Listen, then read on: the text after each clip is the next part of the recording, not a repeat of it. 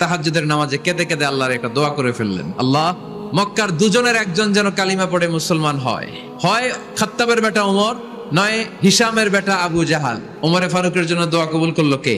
বিষ্ণু ইসলাম আরকাম ইবনে দারিল আরকামে বসে দাওয়াত দিচ্ছেন। হঠাৎ সাইয়েদনা ওমরে ফারুক তলোয়ার নিয়ে ছুটে আসলেন আল্লাহ রাসূল সাল্লাল্লাহু আলাইহি ওয়াসাল্লামকে হত্যা করবেন বলে। সাহাবারা এসে তথ্য দিলেন, ইয়া রাসূলুল্লাহ আপনি ছোটেন, দৌড়ান, পালিয়ে যান, ওমর আল খাত্তাব আসতেছে আপনাকে হত্যা করবার জন্য। আল্লাহর হাবিব বললেন, না তোমরা ভুল বুঝছো, তোমরা সরে যাও, দরজা খুলে দাও।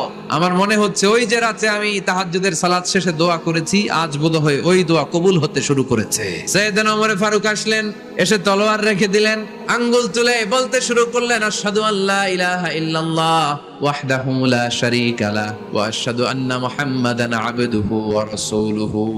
সুবহানাল্লাহ পড়েন, কালিমা পড়ে মুসলমান হয়ে গেলেন। আল্লাহর হাবিবকে বললেন, ইয়া রাসূলুল্লাহ আপনি যে লুকায় লুকায় ঘরে দাওয়াত দেন, কারণ কি? বাইরে চলেন। আল্লাহর হাবিব বললেন, না